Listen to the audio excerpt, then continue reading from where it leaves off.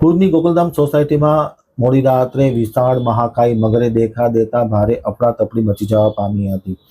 લોકોના ટોળા એકત્ર થયા હતા મગરને નિહાળવા માટે। જો કે મોડી રાત્રે મગરે દેખા દેતા ભય અને ગભરાટનું વાતાવરણ જોવા મળ્યું હતું।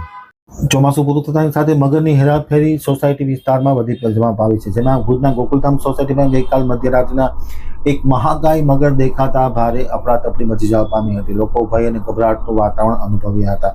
હિંસક અને વન્યજીવ રહેણાંક વિસ્તારમાં દોડતા જોવા મળે ત્યારે સ્થાનિક લોકોમાં ચિંતા થાય છે, તે સ્વાભાવિક છે। જોકે સોસાયટીમાં છેલ્લા કેટલાક સમયથી નવી સ્ટ્રીટ લાઇટ નાખવાના મુદ્દે નગરપાલિકામાં રજૂઆત કરવામાં આવી છે, પરંતુ નગરપાલિકા તરફથી કોઈ પણ પ્રકારના પગલાં લેવામાં આવ્યા નથી અને સ્ટ્રીટ લાઇટનો પ્રશ્ન અધ્ધરતાલ જોવા મળ્યો છે। આવી પરિસ્થિતિની વચ્ચે ગઈકાલે ગોકુલધામ સોસાયટીમાં વિશાળકાય મગરે દેખા દેતા ભારે ચિંતાનું મોજું ફરી વળ્યું હતું। જોકે વન વિભાગને જાણ કરવામાં આવી છે। વન વિભાગ સલામત સ્થળે મગરને ખસેડે તેવી માંગ કરવામાં આવી છે।